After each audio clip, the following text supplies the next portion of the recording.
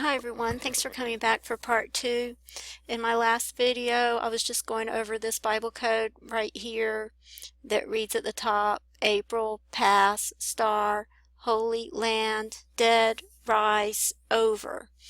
And if you put over with pass, it seems to be making a reference, or possibly be making a reference to Passover. We don't really know. But it's also, what I thought was interesting is that it's also making a reference to the ingatherings.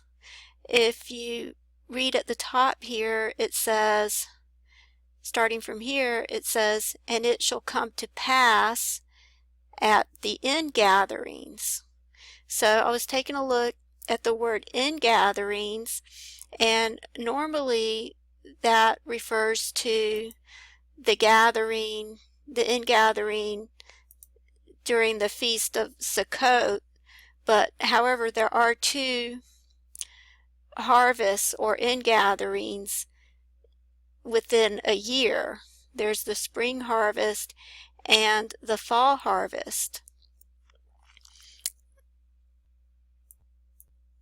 And if you look at the word that was actually used over here in Genesis 47:24, you'll see that there was actually a different word used in the version of King James that is in the Blue Letter Bible.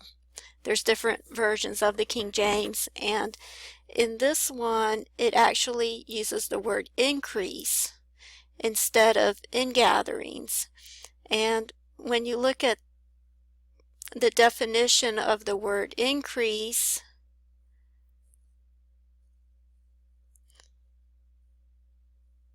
it's right here.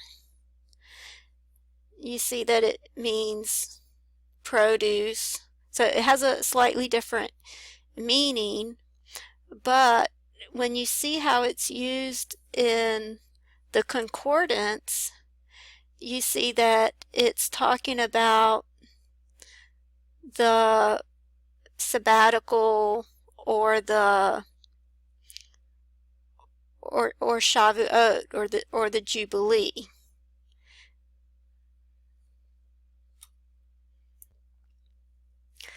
If you look at all these references here in Leviticus 25, it seems to be talking about the Jubilee.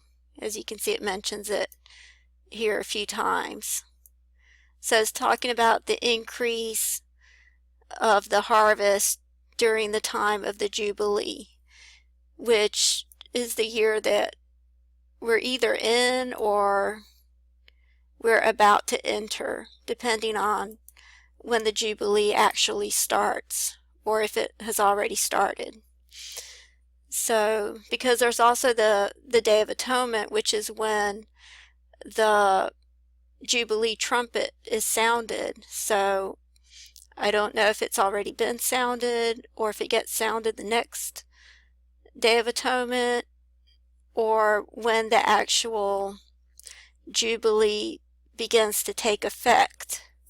But as I said before, it seems to take effect once Israel becomes 50 years old, or once it ends its 49th year and enters into the 50th year, because in Leviticus 23 it said that the 50th year is to be hallowed because it's a Jubilee. So let's put in the word Jubilee and see what comes up.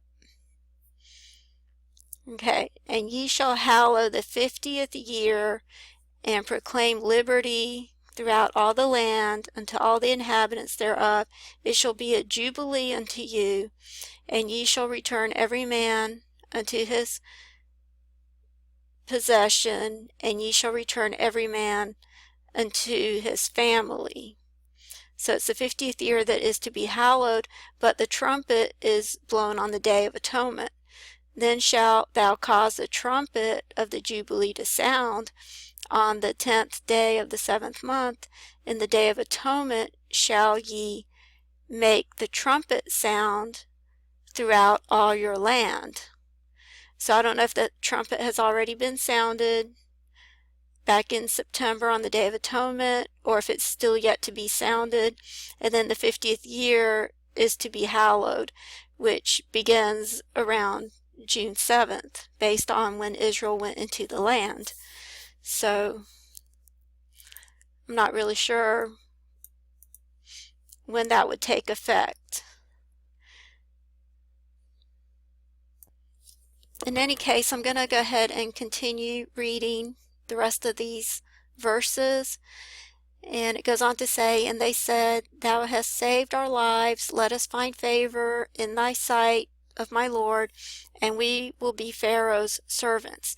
And Joseph made it a statute concerning the land of Egypt unto this day, that Pharaoh should have a fifth, only the land of the priests alone became not Pharaoh's. And Israel dwelt in the land of Egypt, in the land of Goshen, and they gat them possessions therein, and were fruitful and multiplied exceedingly.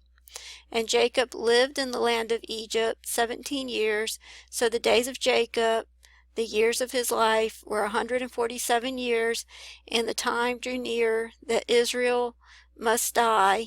And he called his son Joseph, and said unto him, If now I have found favor in thy sight, put, I pray thee, the hand under my thigh, and deal kindly and truly with me. Bury me not, I pray thee, in Egypt." Okay, so it's talking about the end of Israel. This is Jacob, that God changed his name to Israel. But I don't know if this is prophetic for the nation of Israel, if this is signifying a time in Israel's history to come. As far as natural Israel, of course, spiritual Israel will be everlasting.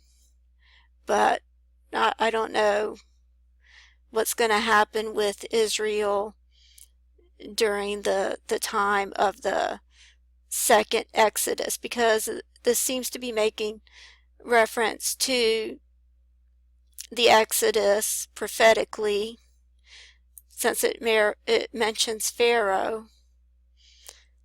And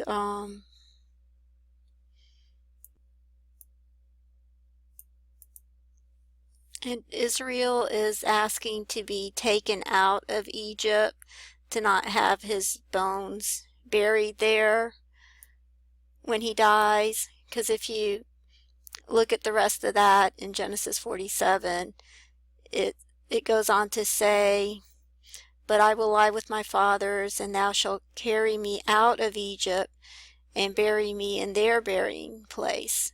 And he said, "I will do as thou hast said." And he said, "Swear unto me." And he swore unto him, and Israel bowed himself upon the bed's head. So this is when Israel died, and he's asking to be taken out of Egypt. So I don't know if that's prophetic for the nation of Israel in terms of the matrix here that we're talking about. But that pretty much covers everything in this table. And I think the best one is this one right here. So I'm going to go ahead and start this one in a different video. I'll go ahead and end this one, and I'll start fresh with this table in the next video. Okay, thanks.